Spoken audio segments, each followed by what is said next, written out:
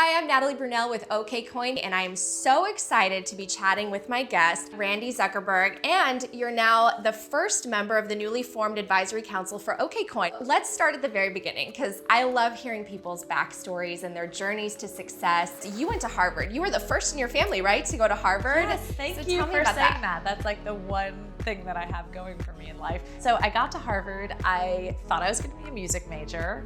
Got flat out rejected. No way. So I had my first entrepreneurial pivot, you could call it, at 18 years old. And I found my way into business and marketing and discovered, luckily, that if you're a curious, passionate person, you can have a lot of things you're interested in this life.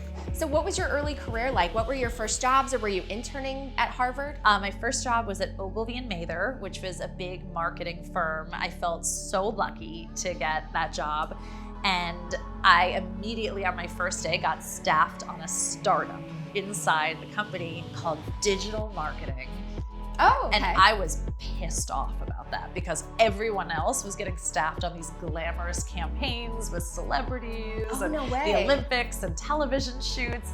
And I was like, what is digital marketing? I got put in a dead-end job. I cried. I called my mom. I cried in the bathroom for an hour. And then 2 years later, I was running the fastest growing team in the agency. So it turned out to be like one of the luckiest things that had happened. That was, I think, my first experience in my career that sometimes things that don't seem like a gift or a blessing turn out to be the biggest opportunities of your career. So you spent 10 years at Facebook? Yes, I was there for 10 years. My proudest, I guess, claim to fame is that I created Facebook Live. The broadcasting. I've used that, so thank you. You transformed my job. Thank you. Funny enough, the reason I left Facebook is because I got cast in a Broadway show. I thought, like, what a wild journey, you know? And it really showed me that there's so many ways to get to a dream. So you must have been like singing down the halls of Facebook or something. I had like a cover band that I sang with in Silicon Valley. We were an 80s rock cover band. Oh my God, that's amazing. And we were like, we play for free and you get what you pay for. I mean, we didn't so rehearse. Cool. We just like show up and wing it. So tell us, I mean, how did you get to the point where you're starting essentially your own media company, right? Zuckerberg Media. You have a YouTube page where you're talking to other moms and the community about everything from NFTs to crypto to other things, lifestyle. So talk to us about that.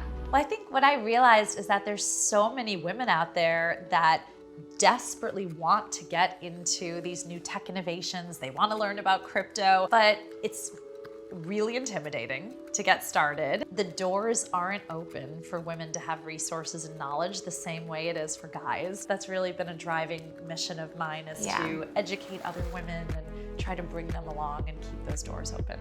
I love that. And we're obviously here with Okcoin, and I know it's Okcoin's mission to also do that, bring women into the crypto space where we are very underrepresented. Yes. So I'm just kind of curious, what was your journey into crypto? I kind of accidentally fell into crypto. I got asked to give a keynote in Korea.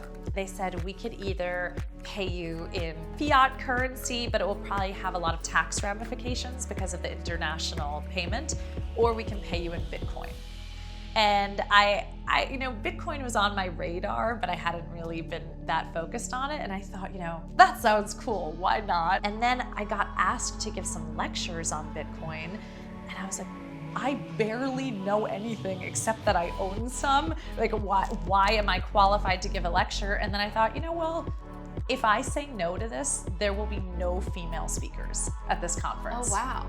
And I was like, I'm gonna learn enough about Bitcoin so I can speak at this conference and talk to people. Fascinating. And so I dove in, I read, I listened to podcasts, I interviewed people, I did everything I could, and then I was the keynote speaker at this event. And there's such a hunger for content. I think especially just in the last couple of years, people are now wondering, what is crypto? What is Bitcoin? What are NFTs? So why did you decide to sort of start to answer those questions with your content and through your channel? I spent so many years in Silicon Valley feeling like I was pushing a boulder uphill. You know, how do we get more women to start businesses, to get investments, all of these things?